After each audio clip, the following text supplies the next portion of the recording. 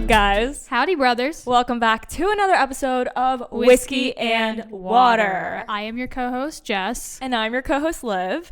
And we are back at it again with another value-packed episode. Value-packed. Okay, guys, before we get into it, we want to tell you about our show sponsor, Celsius. If you guys have been around, you already know the deal. If you're new here, let us put you on. Absolutely. We love Celsius because it is healthy energy. It increases your metabolism and it burns body fat. And not to mention, no high fructose corn syrup, no aspartame, no preservatives, no artificial colors or flavors. You guys love to see it. Today we are sharing a sparkling wild berry flavor. Yes. And we love it when you guys tag us in your stories of you guys and your Celsius. It is so cute. We love that you guys are also on the wave. It's the best. You guys are like buying crates at a time, and I'm so here for it. We just want you guys to be as hyped as we are with Celsius. We just want you to be thriving. Okay. We have another very exciting sponsor that we would like to share with you guys today, and that sponsor is Women's Realm.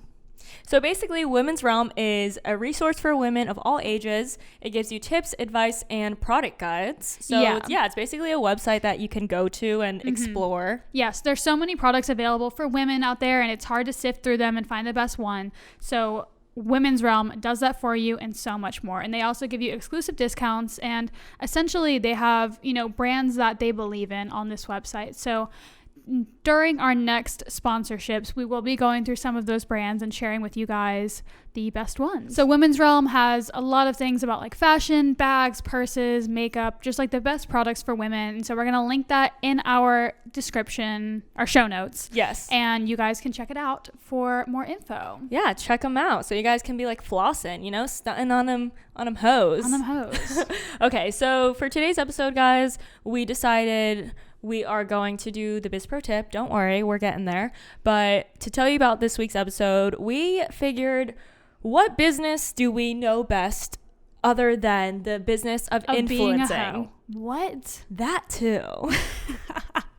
No, we'll talk about our OnlyFans business on another episode. But we wanted to kind of just bring it back to our roots and how it all started, how it all began, which is influencing. Yeah, which when we started, there wasn't even that word for it at the time. It was more like Instagram modeling. It was Instagram model. Yeah, but we figured since that is our main business, our foundation. Yeah, our full-time business, and what we've kind of grown our other businesses based off of, that we would kind of give you guys a rundown. We did. Yeah, and a lot of you guys ask us like just tips on how to grow your following or how to get started, and we figured we would just kind of put this all in one episode to kind of make this like a guide for you guys and give you the lowdown on everything that has to kind of encompass it. And we're gonna try and keep it pretty surface level just because there are so many different bases to cover, but we are going to have some like social media specialists on in the future where we'll cover like in-depth, like more specific items. Yeah, more specific and like really in-depth tips and tricks on boosting your engagement or reaching new audiences, or like more specific content creation, or how to do the how to navigate the algorithm and things like that. But before that, let's do our Biz Pro Tip. You want to take this one? This is your pro tip. Okay, so I'll take it. Let you run it. Okay, so if you're new here, every episode we like to do a pro tip, and that could be anything small from I guess taxes aren't small. I was going to say filing your taxes and how to do it right, but that's like huge. Yeah, that's not a small pro tip. Do your taxes. Well, you guys know what I mean. Yeah, do your taxes so you don't go to jail. But today's pro tip is having a strong email signature. Hell yeah, brother. And I think this is something that also we recently realized is like super important. I mean, that's like how you're interacting with anyone who you're going to do business with. And it's kind of like your first impression, like, but just through the internets, like this is the first impression people are seeing of you. And we'll get into this a little bit later on, but when you basically do what we're doing, which is like a cold email, for lack of a better term, you want to have a strong signature so that people know that you're about your shit. Well, yeah. So first impression is super important, but also it's kind of speaks volumes about the type of professionalism that you're holding yourself at, right? Like the level of professionalism. Like you're not just doing this as a hobby. Like you mean business. Mm-hmm. Here's your professional signature. Okay. Signature, yes. Signature with a picture of yourself, you know, your title, your business, your phone number, your email. Not to mention, you know, it's a resource where people can click and find more about you. Yeah. But basically, I don't even know how to make this. I actually had our assistant make mine, but Olivia found this really cool resource that you can make really cute email signatures on. Yeah, so I recently just redid mine. The website, this is not an ad, although I wish it was. It should be. The website's called mysignature.io. I don't know what the IO is. It's like a cheaper way to do .com. Oh, interesting.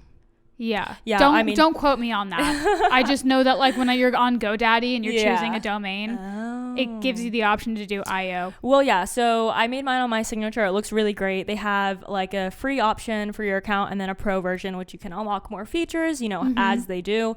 But I think it looks really great. And I think it levels you up a little bit. Definitely. You know? Shows that you're a real professional. Hell yeah, brother. So okay, get on that. With that out of the way, we are going to jump right into today's topic. Hell yeah, brother. So we're going to kick it off with how we got started, and why this matters is because Instagram was a little different back then, guys. We're old. We are old. In the Instagram realm. We're old. We've been on IG like throwback to when I forgot how old we were a few episodes ago. Let's not talk about it. Yeah. That's actually on our feed if you guys want to go see that and watch us realize that. So we had done actually the other influencer episode that we had done, I think was maybe our second or third episode. And the topic was more like the reality of being an influencer, or what it's really like to be an influencer. And this is definitely going to be more business focused and like just giving you guys straight up advice. Yeah. And it's going to be a little bit more useful, a little bit more practical, things that you can take away and start implementing now. So essentially how we got started, and it's honestly, it's actually how we met too. So shout out to Instagram. How we got started. What? I got started with a fake Miley Cyrus account on MySpace. If you know, you know. If you know, you know. Yeah. So basically, guys, a few years ago, Olivia's been modeling since she was a child. Shout out to American Girl Doll. And I started modeling when I was kind of like my senior year of high school. And then when I moved down to Miami, I started doing, you know, some ratchet photo shoots, you know? Yeah, you love it. And so essentially I started posting these photos on Instagram, and then I started seeing other girls in the community like tagging brands in their posts. And then I realized that these girls are getting this stuff for free. And then I was like, I can do that. So essentially what I started doing was either the clothes that I already had, or I would buy clothes from, you know, well-known IG brands at the time. And then I would do a photo shoot with them with like a local Miami photographer. And then I would send the photos to the brands and say, hey, if you guys want more of this content, send me your shit. Yeah, but how we both started was just wanting to get free shit, honestly. Like, yeah. And this has exceeded my wildest dreams. Now I don't want any free shit. No, I'm like, I have too much free shit. I have too much free shit. Please, I will pay you to not send it to me, because like the mental like baggage of having no room for anything is crazy. Although we are extremely thankful, for every single package we get. It's like Christmas every day. But go on. But it does, honestly. It's a little stressful with the things. Mm-hmm. It's a lot of clutter. But at the same time, very, very thankful. But yeah, that's how we both started. I know inspiration for both of us at the time was our good friend Erica. And I saw her doing it. And for some reason, I really could relate to her. And I was like, okay, if she can do this, I can do this. At the time, I think she had 60,000, which like is a lot though. Which she had a lot back then. Yeah. Well, I mean, she still has a lot, but you know, like for the time of Instagram, she was like popping off. Yeah, for sure. So she actually, right after I had found her account, she very shortly after that said she was opening like an agency for models and whatever. That's how we connected, and she kind of mentored me into the whole collaborating with brands. And at first it was she would bring brands and we would shoot in them, and then I would tag the brands, and the brands, you know, that's how I built a lot of relationships at first, especially with a brand called Myra Swim, which is like an OG brand for both of us. We actually had Bianca on a few episodes, which is an amazing business episode story. If you guys want to go give that a listen. Yeah, the Kardashians and J-Lo wear her swimwear, so like go listen to that episode. Yes. I don't remember which one it is, but I don't. I should say Myra Swim or Bianca. We have two Biancas, so they're not to be confused. You know which one it is? It's I am a rich man. I am a rich man. That's hell yeah. That's the name of the episode. Go listen to it. Okay, so yeah, that's how I started, and then from there, yeah, same as you, I just started reaching out to brands and to see if they wanted to send me a product, and I would post about it and tag them for free. And I was like, hell yeah, free shit, you love it. And then from there, we just continued to do these free collaborations until we reached a point where we were like, we can start charging for this content.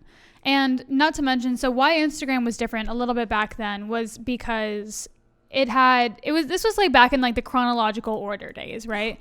R.I.P. And engagement was entirely different because it didn't depend on an algorithm. It was just, I miss the old IG. I truly do. I truly do. I still, to this day, that's the word. Struggle with, I think everyone struggles with the algorithm, which is a huge question that we actually got in. We did a Q&A with you guys, and a lot of people asked about engagement. So we'll get into a little bit of that, but definitely expect a more in-depth episode about this when we have on a social media strategist, which is going to be in the next couple of weeks. But essentially, that's how we got started. And then basically, this was like back in the day when we were like, I would be getting tagged by like TFM, Total Frat Move. Yeah. Like Barstool would post me as like the smoke show of the day. Yeah, so, we did a lot of like college takeovers at the time. Like Arsenic, like if you know, like that was like a huge thing. And that's kind of how we really garnered our following, was getting reposted on these huge college accounts. So this was good and bad because it did give us a foundation for followers, but it did give us a lot of male followers. So like we were constantly posting, bikini photos and like, cute butt pics and stuff. And then once we realized that that wasn't what was going to sell to brands, we shifted our content into having it be more lifestyle, like to attract, more of a female following or just like the audience that we wanted. You have to, create the content for the community that you want, essentially. So we kind of switched and we pivoted, and the rest is history. Yeah, the rest is history. It was kind of like we had to like take a good look at our following and make the sacrifice of knowing that the content that we're gonna start posting is not gonna do as well, but it's worth it in the long run because we are going to be attracting clients that we actually want to work with, like, Target versus a bathing suit brand, which is great. By all means, is great. Not even a bathing suit brand, but like not working with a brand at all. Yeah, that or smaller brands. Well, just because even if you are posting like butt pics and stuff like that, which, to each their own. By all means. Do it. Do what you want to do. Post that thirst trap, girl. But you have to realize that doesn't really attract much of like a brand. The content you post is going to determine the clients you get, like, period. Absolutely. That part. And even if you were like, there's just so much that goes with it, because even if you are posting the butt pics and your engagement is insane, the majority of your followers, you're going to be male. And so that doesn't really, that doesn't align with even a bikini company, because they want a female audience. They might pay you for your content, or if they really don't know any better, you might get them to pay you. But yeah, you definitely want to, like Olivia said, your content is going to determine your audience and the brands that you're going to be working with. Yeah, so that's a little bit about like our story, how we started and how we pivoted into like the type of lifestyle genre that we are in now. And I think it's really important for you guys to remember that you are building a personal brand. And I know that sounds like kind of like over the top in a sense, but it's not, because influencer marketing, there is so much money to be made in this space. Just to kind of give you a background, like, okay, let's say Target, for example. Love Target.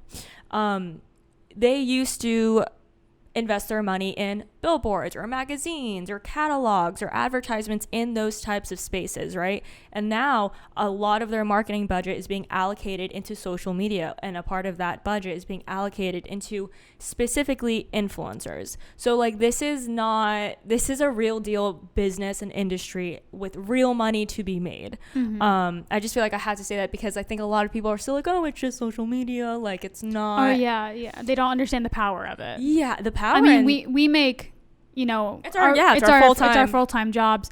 You know, we both support ourselves entirely off of Instagram. You know, we have ventured off, you know, just due to personal preference to create other streams of income, but social media is definitely our bread and butter. Yeah, and that's why I think it's so important to really see yourself as a brand, and you are building yourself as a personal brand. So when you're doing that, think of how you want to brand yourself. Think of your values, your passions, things that you're knowledgeable about. Think about the value that you can give an audience. Things that you don't feel like you'll run out of content for, because you could talk about it for days, or you feel passionate about it, or, you know, it fits into your current lifestyle. And nowadays, like, it doesn't have to just be fashion to be an influencer. There are so many niche topics that you can get into and find a community and find clients to pay you for ads and sponsorship.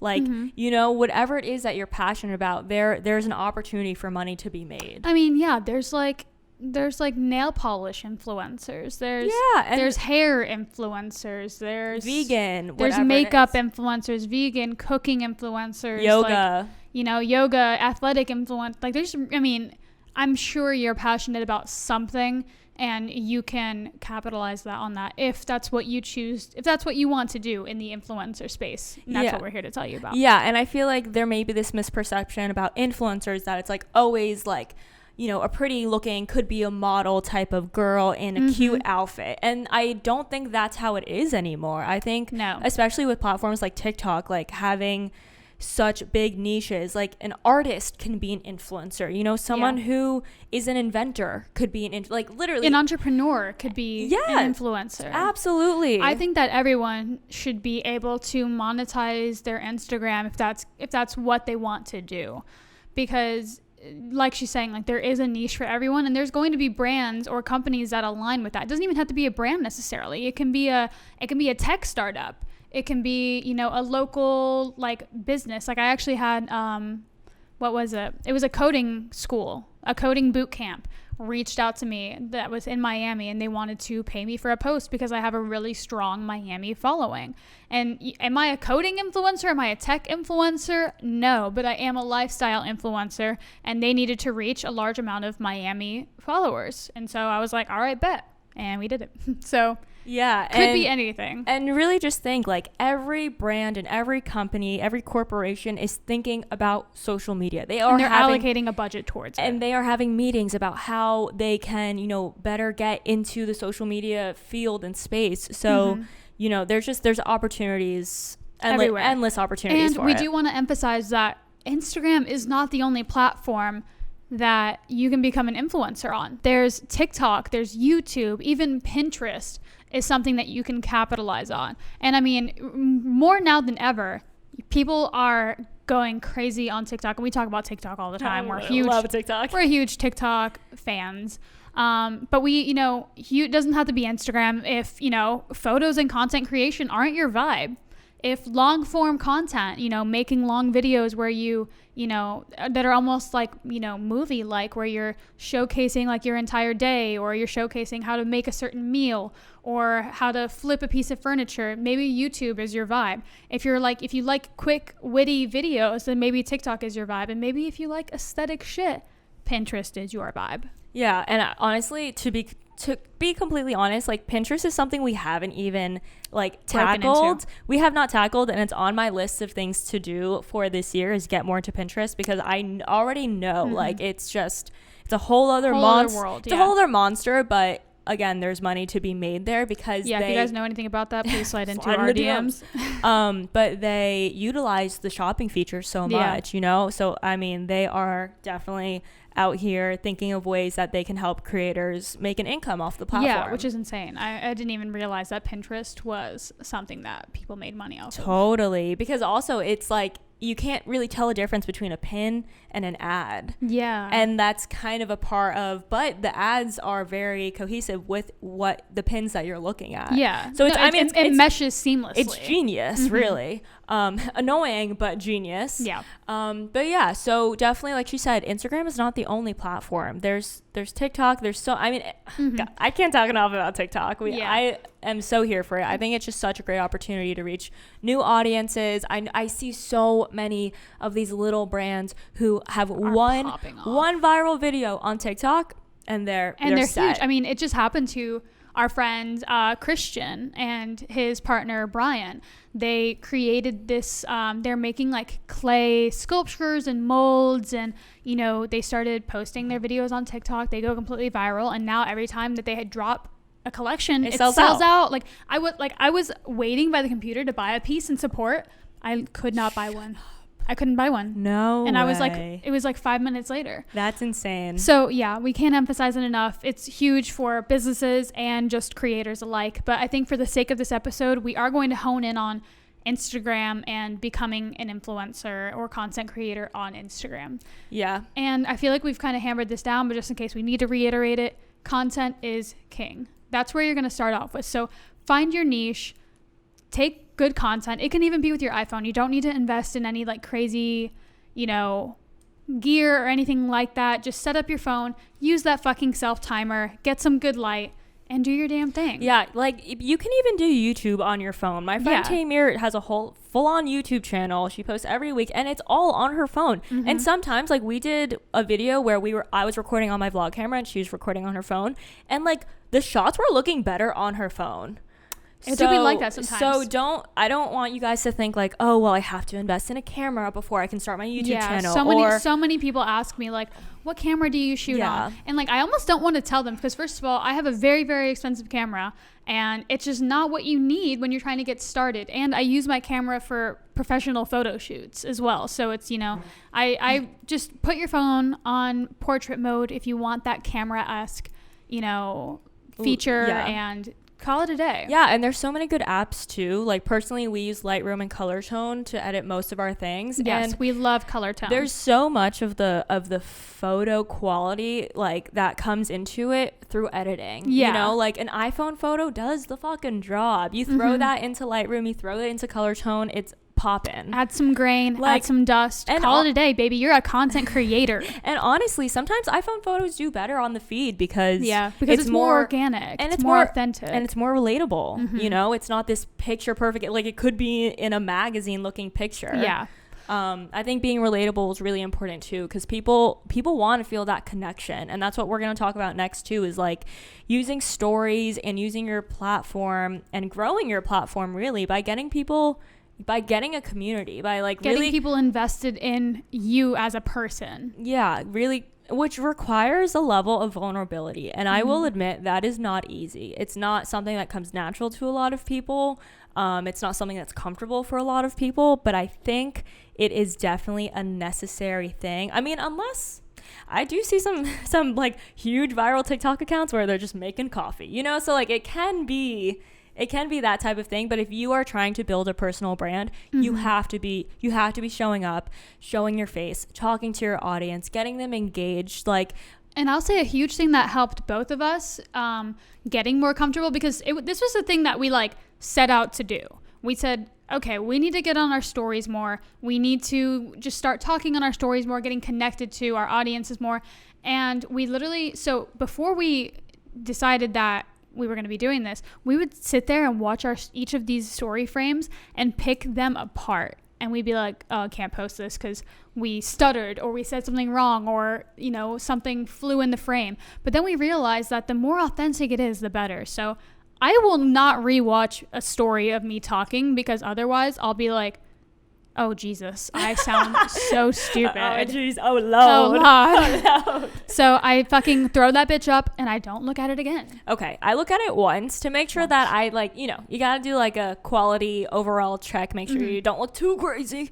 But then, yeah, once you start feeling yourself like judging or thinking like what people could post done, because you will never be able to hit that post button if you let yourself sit there and think about what the worst thing is people are going to say about you. That will hold you back every single time. And it's held me back a number of times. In anything in life too. This isn't just Instagram stories. This is everything. Whenever you put yourself out there, you are opening yourself to people's criticisms and opinions, and that's just how it is. That's how the cookie crumbles, baby. Yeah, and you're not going to be everyone's jam. Expect the criticism. Expect to see the sends. Well, I don't know if everyone has that feature where they can see, but... Oh, yeah. So that's a good tip, too. Yeah. Make yourself a creator account, a business account, so that you can see your insights, because that'll help see what's performing better and what's getting sent more, because we can see like who's saving our shit and who's sending our shit.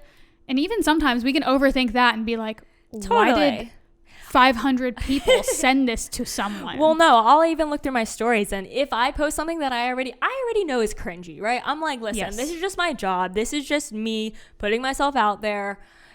I know it's cringy. Because you know it's going to garner views. Yeah, and, you know, to a certain extent, of course. But, of course, when you see that, like, send button, you're like, all right, who's talking shit? But you know what? Thanks for the views, baby. You just gave me another view. Thanks for paying my bills, darling.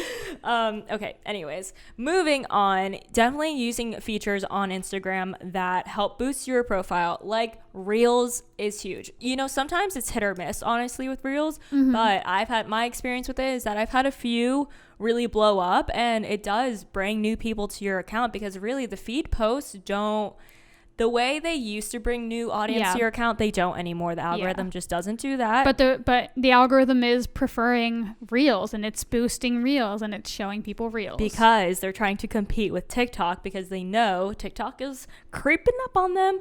But yeah, using things like Reels, getting on your stories is really important. And when you get on your stories, make sure that you're using features like polls and question boxes and, you know, the sliders. Like, use all of those things to get people engaged with your content. Yeah, one, Instagram loves that, because they see that you're using their features, and then they'll push that content to more people. Two, you're giving people an opportunity to have a say in what you do. You're giving them an opportunity to get invested, to make a decision. Like, for example, my backsplash on my apartment that I renovated last year, I let Instagram pick. I said, here's your poll, options 1 through 5. You pick my backsplash. And they did. You love to see it. Not crazy about the one they picked, but it's fine. Same. but she's dedicated to the craft. I'm a woman of my word. Okay, moving on. So something that we definitely want to touch on, and is really important, especially in this day and age on Instagram, is the quality of content over the number of followers. I actually did a TikTok talking about my collaborations. I did like the truth behind my Instagram collaborations, and so many of the comments were like, how did you work with these brands like Universal Orlando, I was gonna say it backwards, like Universal Orlando, W Hotels, Uber. They're like, how did you work with these brands with only 40,000 followers? And I'm like, it don't matter, baby. It's really not about the followers these days, guys. It's about the quality of your content. And let me just say, this is a subtle flex, but also really proves that it is about the quality of the content. Those brands reached out to me. W Hotels reached out to me, and Universal Orlando reached out to me with 40,000 followers, which, depending on where you are, that's subjective. Could be a lot, could be a little. But I mean, compared, 40,000 isn't that much in the grand scheme of the influencing world. Yeah. I mean, there's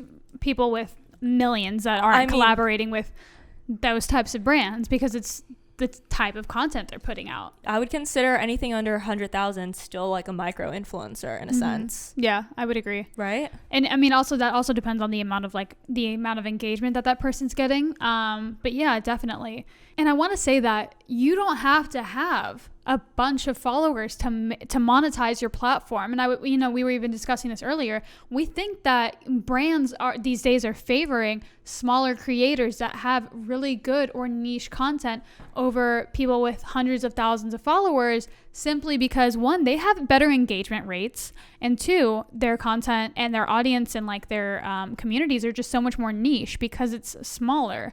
So definitely don't be like, oh, I have to hit 100,000 followers to become an influencer. You can be an influencer or a content creator at any stage, as long as you are putting yourself out there, being consistent with the content, and don't be afraid to do the initial outreach to the brands. And we'll talk about that a little bit in the later form of the episode. And I also think it's important, like, you can have one follower, and if that person is watching and invested in your life, you are an influencer. You are influencing someone. You know what I mean? Like, I mean, what? You're like, I don't know about that. No, but I'm just saying, if you see, Yeah. you have to believe that you have the power to influence others. Like, if you don't believe in that, then no one else will, and brands won't either. So you can have 500 followers and be able to work with brands with the quality of your content. If your page looks good, if you have a signature, like In your bio or in your email.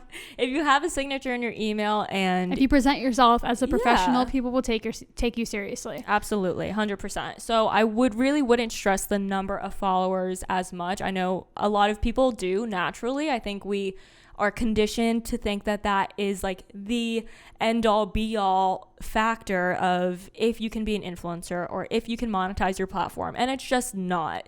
And I think working with huge brands and being a micro influencer just proves that. Definitely. And I would say like a huge tip for this is that you don't have to show up every single day for content, because that can be exhausting and then it doesn't become as much fun. But what we do is that we pick a content day that we rent, a location, or we go to a location, and we get, pretty, we lay out all our outfits, all of our products, and we do everything in one big batch. And that's how we, use content for the rest of the week so that we can focus on other things like the podcast or working on her, real estate investing or whatever it may be, doing other things in Instagram. Because if I were to try and create a photo every single day, there's just no way. I would get so burnt out. Yeah, we have honestly gotten down a strategy that works like a charm. Because really, we're putting on a full face of makeup and we just knock out our collaborations for the week in different outfits. We literally pack a bag, bring a bunch of outfits, bring a bunch of props, bring our makeup for touch-ups, and we knock it out. And honestly, I don't want to underestimate the power of having help for this. Like, I know a lot of girls have been like, how do I get content when I'm alone? Okay, one of our best friends, Alexa Collins, when we go and do our content days, it's her and her tripod, and they are a match made in heaven. Inseparable. So you guys, attached at the hip.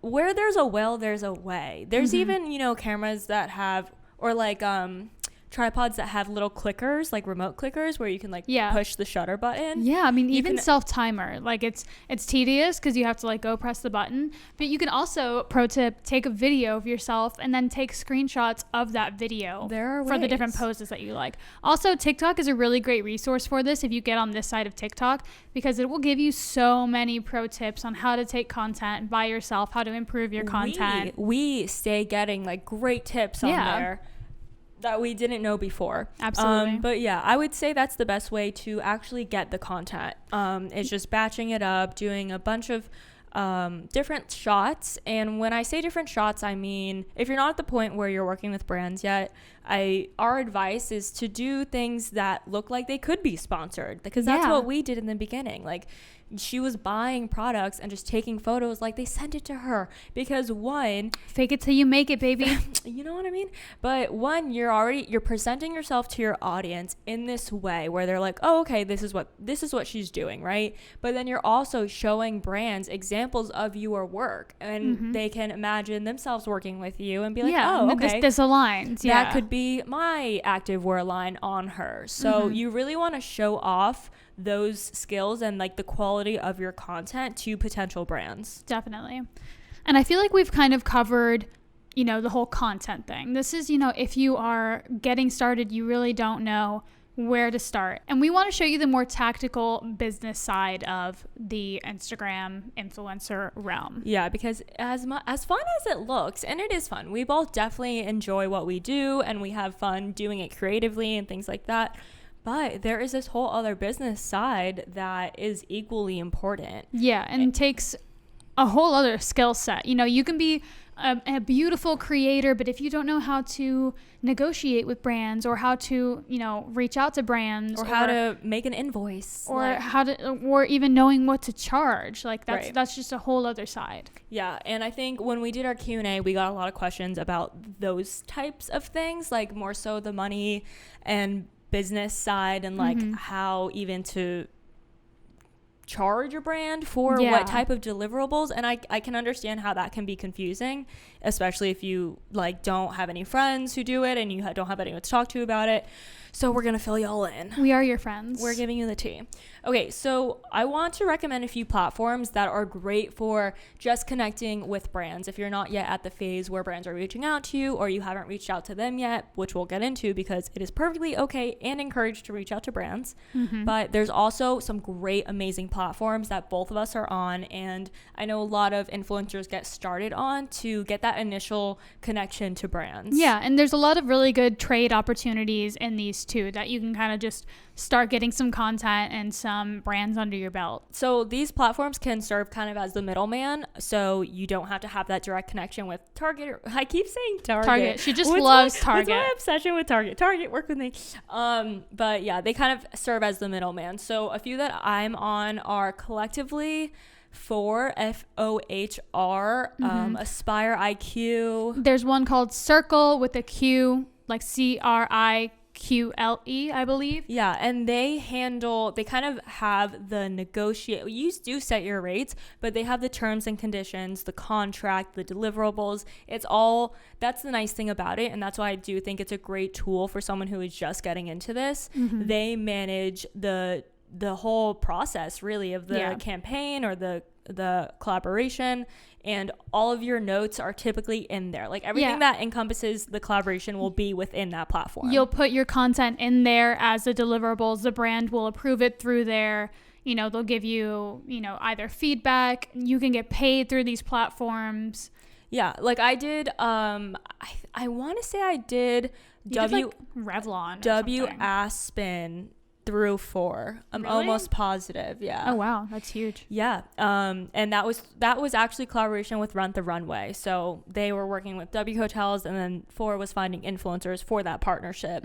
So yeah, I mean, that's huge, right? And they do have some really big name brands on there. Yeah, huge. So if you are looking for a tool or something to get you access to these brands quicker than just you trying to have direct access, I think that makes a great resource. Yeah, and you can even just Google like influencer platforms. There's so many now that you can just Google it, and a bunch will. I sign up for all of them. Yeah. And it is going to ask for access to your Instagram, and allow it. That's not sketchy. It's just so that they can see your insights. But before you do that, make sure you have a Facebook business page, because it will require you to do that so that you can link your insights and they can have access to your insights and things like that. Don't like give away your password, No. but like you can connect it so that they can just see your insights, but you're not like logging in directly. Yeah, you can connect you're authorizing it. Yes, and you're connecting it to your business Facebook page. And for those of you who don't know, that by having a business Facebook page, that is how you're going to have a business page on Instagram, since they are together now. And that is how you get access. See your analytics. Yeah, that's how you get access to your insights. And those are really important, because brands do want to see that. That basically shows your demographic for your audience, your story insights, your feed post insights, and impressions are basically, if anyone sees your post at all on their feed, it's an impression. Or even I think on the explore page, it counts as an impression. And then there's other things like engagement, if they likes, comments, saved. Those all matter for brands, because they want to see how people are engaging with you and what the level of that engagement is. And if you choose not to go the route of the influencer platform, which you should, because why would not put your eggs in multiple baskets? Yeah, do it all. But if you are finding that it's a little bit slow or not exactly, moving as fast as you would like, then we do recommend doing cold emails. Yeah. This is something that we do, that we've done for years. And essentially what we do is that we find brands that align with things that we are interested in or what would want to work with, or we know that like our friends are working with them and they're recommended, and we send them a brand outreach email. Which is basically you're pitching yourself to these brands.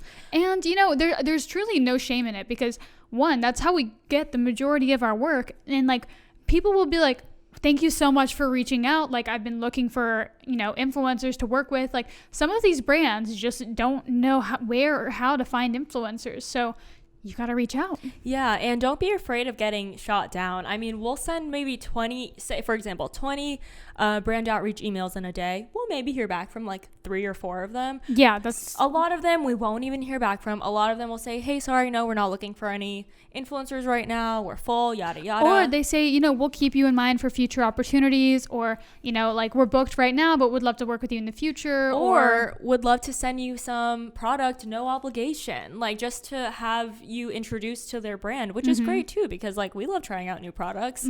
But I think for a while we actually didn't do this. We were like waiting for brands to come to us, and then we were like, dude, why aren't we reaching out? I think I'm gonna start reaching out to brands. And then since then, it's really been such a game changer when you incorporate this into kind of your system and your strategy. Like there has to be a strategy behind this. Yeah, absolutely. And a lot of people kind of want to know what that looks like, right? So when we reach out to a brand, you know, obviously it's a template essentially. We are going to exchange the names out for the proper, you know, brand name, but we're going to say, hi, Target. Hi, Target. Target doesn't sponsor us after this. Yeah, I don't know what. I don't know. We say, hi, my name is Jessica. I'm an influencer based out of Miami, Florida. I specialize in X, Y, and Z type of content. And, you know what, I feel like our brands definitely align, and, you know, would love to discuss a potential partnership. I would love to work with you in any capacity. That's kind of how we kind of word it, because, you know, we don't want to outright say like, hey, we're asking for money. But, you know, we say, hey, would love to work with you in any capacity. And that opens up the door to discussing, you know, other types of collaborations. You know, they might offer, you know, a giveaway, or, you know, something that's mutually beneficial, or an affiliate link, whatever it may be. And then, so that's essentially how, and then we have a media kit as well. So usually I used to attach that in the first email when I was reaching out, and I no longer do that because there's no need. There's no need, and I like to keep my you don't want rates it as flexible. Yeah, your rate's flexible, and also I was thinking like not in as many hands. Like, I don't know, that's kind of a personal preference, but I feel like there's really no point in sending a media kit if you don't know for sure that they are, 1, interested in working with you, 2, if you're willing to pay. To have a budget, if that is what you are looking for. If you're looking to get paid and they don't have a budget for influencers, there's really no point.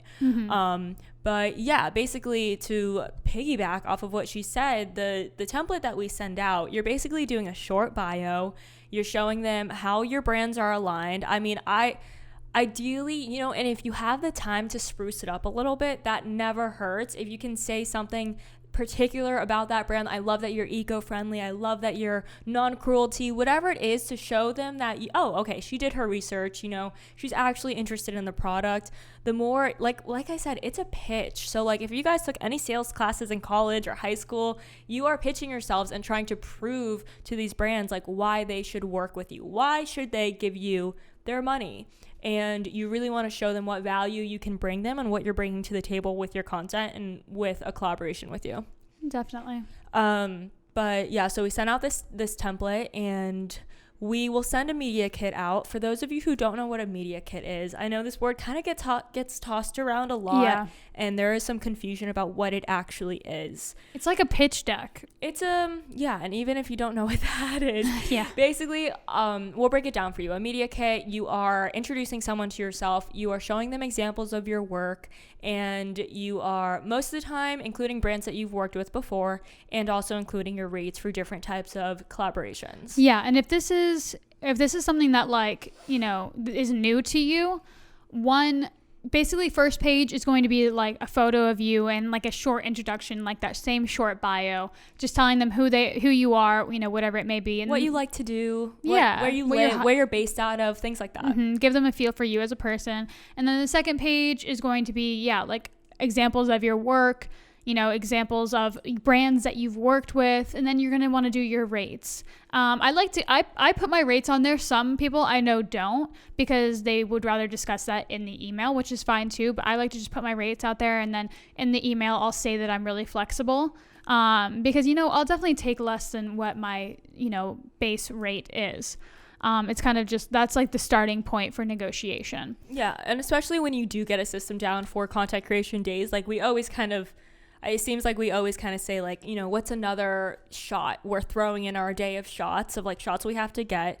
If we, you know, if we can get something that is half our rate, but it's easy for us to just get, we'll do it. And it aligns with our brand, and it aligns with, you know, what we believe in, then it's super easy. Yeah. And we'll just, you know, go ahead and throw it in there. I also think it's important that there's nothing there. Okay. And if you guys are really unfamiliar with a media kit and how to make one or where to go about that, our friend Macy makes media kits for the low, and they are amazing. Like, she's made it for like really, really huge influencers, and we believe that this is a huge thing. It's like having an email signature. Like, it shows a brand like how serious you are, that you need to be taken seriously. Especially for small creators, because like you since you don't have the audience, you do want to prove yourself too, and show them the quality of your content, like we had mentioned before. And you don't want to rely on them to go and search your Instagram. And this is actually a great point too. You want to hyperlink anything you can, any platform you're on. Hyperlink your YouTube, your Instagram, your TikTok, literally everything in the entire email. Because you want to make it as easy for them as possible to lurk you, see what you're about, see examples of your work.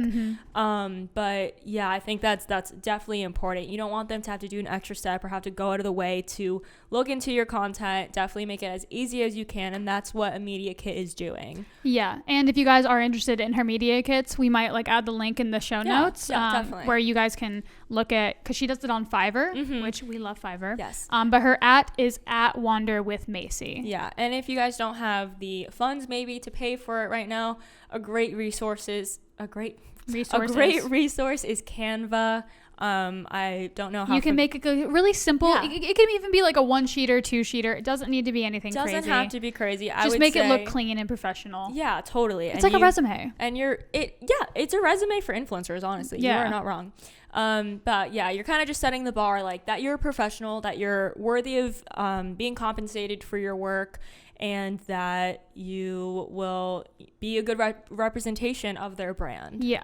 And kind of going off of that, we want you to know your worth, because so many brands will try to undercut you, or, you know, like a brand that has a budget will be like, oh, you know, we don't have the budget right now. Ooh, I could put so many brands on blast right now. Yeah. And this even happens with larger creators. Like, it's not something that only happens to micro influencers. Like us, still, we are dealing with brands that are like, hey, we'll send you $50 worth of product for 4 in-feed posts. And like, that's just not it. Wait.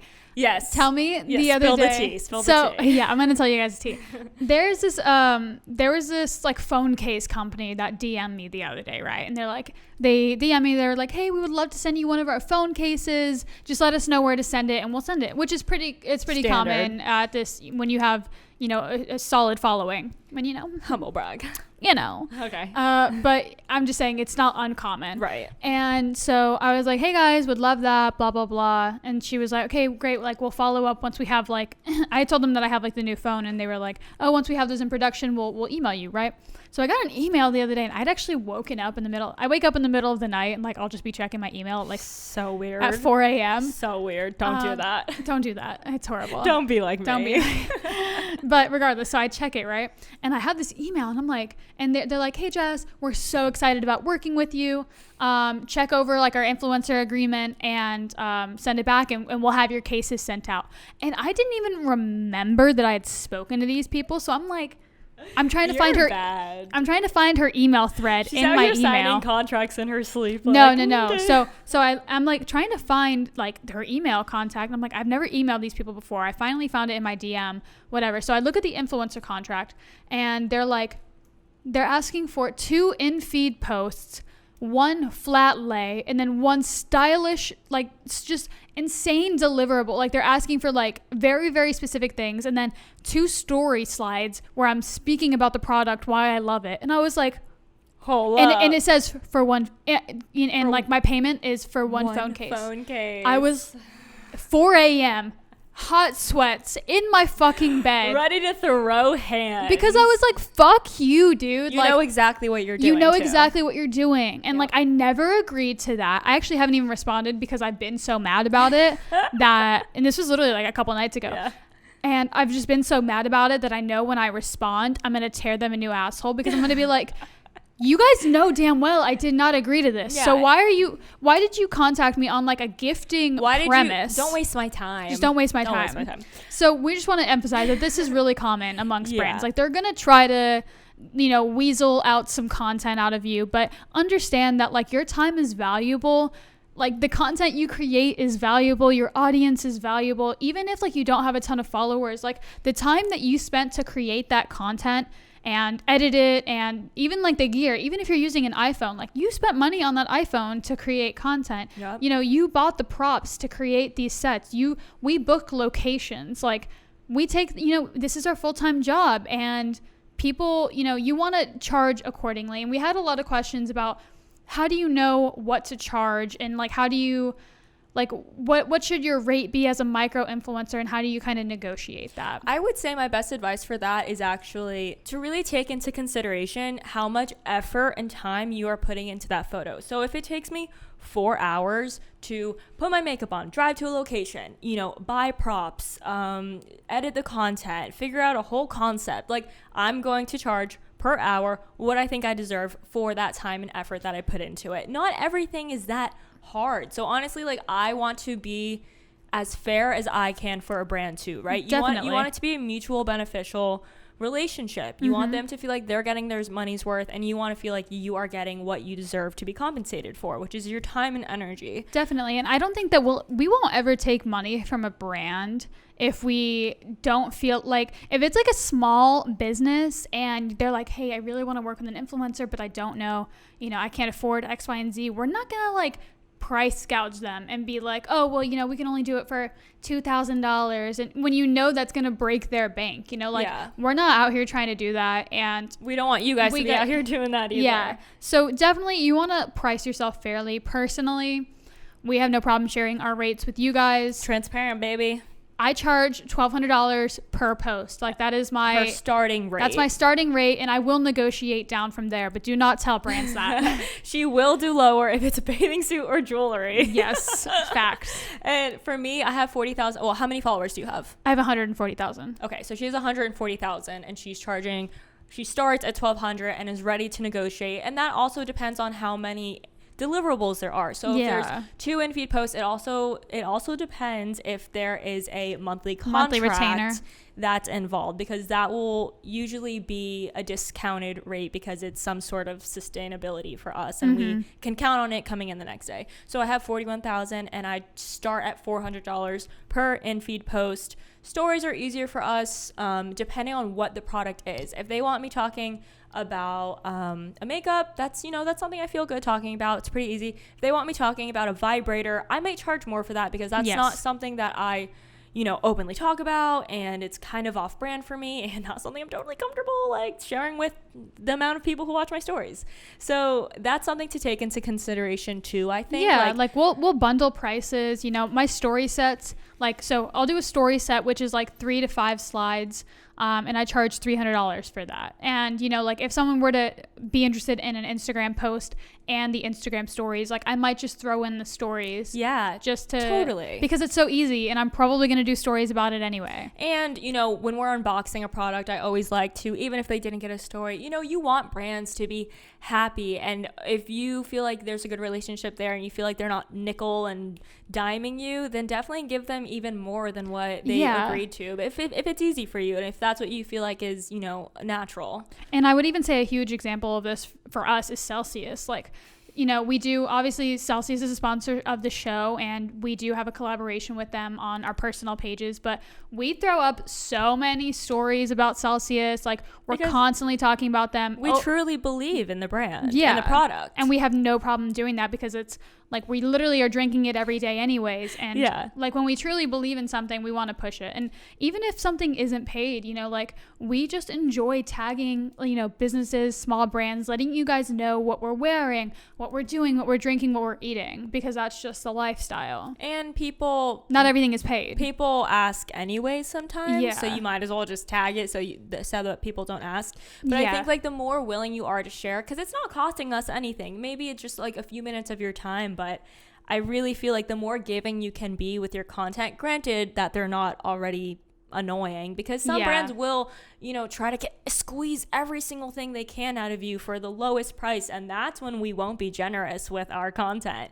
But it's when that's a thing. That is a thing. That's a whole other conversation. But definitely some advice we'd give to you guys is go above and beyond for any brands that agree to work with you, especially in the beginning. You want to build your reputation. You want to be great to work with. You want them to work with you again in the future. Yeah. So, I mean, I would always recommend over delivering. And so we did a little Q&A on our stories to give you guys an opportunity to ask like really specific questions. So we're going to run through some of those now. And you guys asked some really great questions. Let's run it. Okay. So I'll start off with how to connect with brands and how to pitch yourself. Basically, we covered that already. So just listen to the beginning of the episode.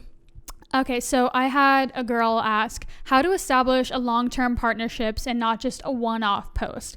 And I would say the best way to do this personally is by offering a discount, you know, saying, hey, this is my, you know, let's say that $2,000 is your posting rate. Let's say that you would offer, you know, $1,000 per post for, you know, a consistent collaboration, because you know that that's money coming in every single month. And as an influencer, that's like hard to beat. Yeah, that's hard to beat, and that is ideally that's what the goal is. I mean, if I could have long-term relationships with every single brand that I worked with and not have any one-off posts, we would all opt for that option, because it's not consistent and every month is different. So that can definitely be challenging.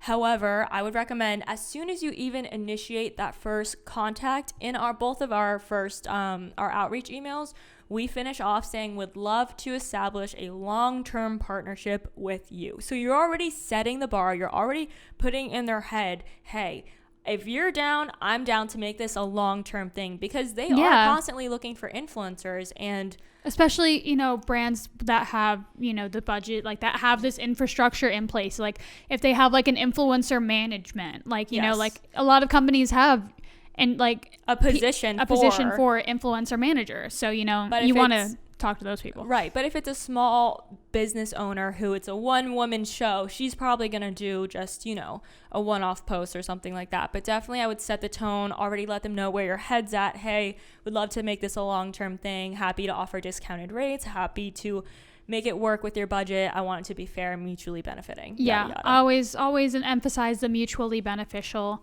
Always offered to throw in like I always do additional content, because that's something that's really easy to do. It's because you're already shooting it. So you just give them a Dropbox of all the photos and say, hey, so I shot these extra images for you guys. Just spruce that bitch up, you know? And also for those of you who don't even know exactly what that means, we offer social media posts, but we also offer content creation.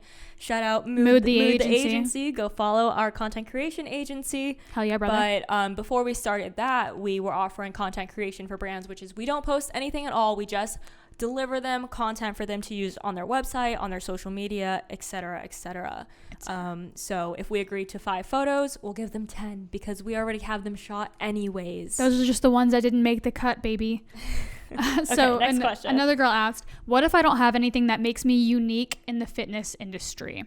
I would say that you don't necessarily need to be unique. I say that you just need to be yourself. Like you are unique as a being. So you need to just be yourself and profit off of that, because I mean, there's no one like you out there. So just profit off of your personality. Be yourself. You know, showcase other things. I'm actually looking at her profile now. So if you are listening, just get more creative with your content. Maybe do some like outdoor workouts. People love to see like, you know, workouts with just using bands. People love to see just like unique content, you know, how to do a full body workout outside just using, you know, one kettlebell or whatever it may be. So or at home even. Yeah, at home workouts. The more creative, I don't think you even have to necessarily be unique. You don't have to have this like very unique thing about you to grow or be able to monetize. I think you just have to make your content creative and interesting and get inspiration from other content creators that you look up to. I mean, personally, A few of my favorite influencers are Siobhan, Ayla, Delaney Childs. We get Helen Owen. We get so much inspiration from them and the type of content that they're producing and the ideas they have. So definitely don't be afraid to save other content creators content as inspiration. And, you know, we're not trying to change the wheel here. Just make it your own variation and it will be unique because it's yours. Absolutely. Another question that we got was, how do you deal with the dilemma of responding to a huge brand about not doing free work but risk losing the collaboration? And I actually had this dilemma the other day, and I sent it to Olivia because a huge brand that we know has a budget reached out and was like, hey, we'd love to, you know, send you our new athletic wear. And I said, hey, thank you so much for reaching out. I'm currently focusing on paid opportunities. Sent them my media kit, and I said, would love to discuss this and make it mutually beneficial. And she was like, oh, well, we start off on a gifting basis. And I said, okay, yeah, for sure. I would love to do our first collaboration for free, so you guys can get a sense of my work ethic and my content. And then for the next collaborations, you know, we can discuss something paid. And she responded and said, well, for our gifting collaborations, we ask for 4 posts and then we discuss something paid. That's 4 collaborations. That's a lot. Yeah, that's a lot. And so I haven't responded yet, but I think what I'm going to say is that I will do 4 if we can lock a paid collaboration in afterwards, or that, like, just trying to emphasize that, like, it needs to be taken seriously because I don't want to just be used. Yeah, because that's happened multiple times with us. Oh yeah, and you know, they'll of course say that they'll pay or they want to discuss, and then, you know, push comes to shove and they don't have the budget or whatever it may be. We're all filled up, or, you know, whatever it is. They definitely, especially if it's a bigger brand, they don't really care as much about that reputation and the relationships that they have with influencers. So they will try to get free work out of you. And that's the thing. It's work. Like, it's work. Creating that content is work. It's not just for fun. So you need to. And I don't need the clothes. You feel me? Yeah. So it's like, for me to go out of my way to do 4 posts, like, that's a lot. It's really not benefiting you in any way. It's only benefiting them. I might actually offer just like 2. Yeah. I might just be like, hey, I can do 2 for this, you know, trade collaboration. Please understand that, you know, this is my full-time job and I take my time and my work very seriously, blah, blah, blah. Yeah. And I want you guys to understand there is this whole negotiation process. And maybe if you guys have specific questions about that process, let us know, because that is a lot of what honestly takes up a lot of time and is what our daily to-do tasks are. Yeah, I can't use words right now, but mm-hmm. a lot of our time goes into these email threads and going back and forth with brands and negotiating and just wording things correctly and trying to find a happy medium, right? Because we do want it to be mutually beneficial. Like, we never want to be like scheming brands or taking their money or anything. I want you to profit and I want me to profit, and it will be a win-win situation. Definitely. Let's see what here. Okay, so a question I got is how to contact the proper person within the brand. It's hard to find emails and contact info. This is honestly something that's hard for us. Usually a lot of brands have the email button in their Instagram. That is typically a general email. It'll be like info@target.com. Yeah. But sometimes if they're smart, they have their marketing department or their influencer department in that email because they know that we are going to find them there. If not, you can always check their website. A lot of websites will have a contact us tab, and within there they might have the different departments, and usually you'll want to hit the PR department. And sometimes they offer the email in there. It'll be PR@target.com, but sometimes they don't. And sometimes when you send a message to the general email, they will forward you to the right department. Or they'll give you the email of their colleague. Yeah, and then you can just go ahead from there and reach out to that email. Yeah, I would say, I mean, I do that pretty frequently. If there's like a brand that I want to work with and it's like customer service at, you know, whatever, mm-hmm. I will go to their website. I'll take the 2 seconds to go to their website. You're not going to find it on like the first menu, like to the right where like there's like a little menu where it says, you have to scroll all the way down. You're going to have to scroll all the way down where it says like press, inquiries, contact us. You're going to hit contact us, and usually they'll have the department listed there. And also, just to add on to what the question was before about her not needing activewear. Like, for example, activewear is something that I feel like I need more of in my closet at the moment. Maybe I would be willing to work with a brand on a trade basis. So there are things that we will do for free if it's something that we would go and spend our money on. Like if we reach out to a brand that we love, I will absolutely post them for free because I love their brand and I would be happy to receive their product because it's probably something that I would spend my money on purchasing. So if I can get it for free, why not? I will post candles for free. Exactly. Say less. Exactly. Any other questions? Well, we had we had a lot of questions, honestly, but we answered the majority of them just in the episode. People were like, oh, well, how do I even get started? Where do I even start? Well, and I feel like we covered that. We did our job.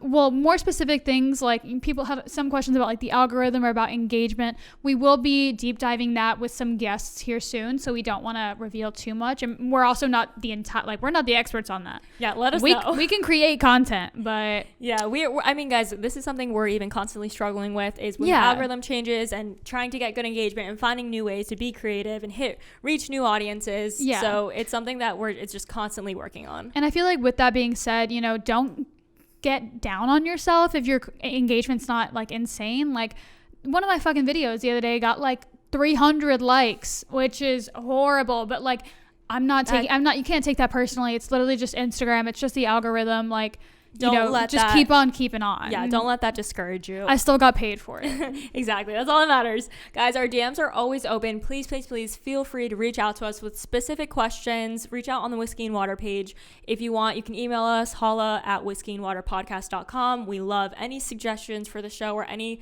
show topics that you want to hear more of. We're going to close this episode out with our weekly challenge, which is to do 1 tech-free hour a day this week. We will be doing it with you, and we can't encourage this enough. Yeah, I really feel like, especially in this day and age, we are so addicted to our phones, and I just feel like this is a great challenge. If you know you have this like unhealthy relationship with your phone, which we all do, try to challenge yourself to do this 1 hour a day. Could be in the morning, could be in the night. Do it.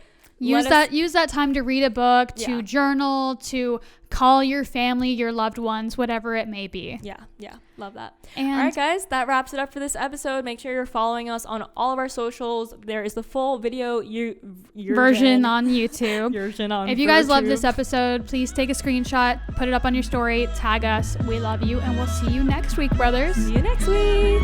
Bye.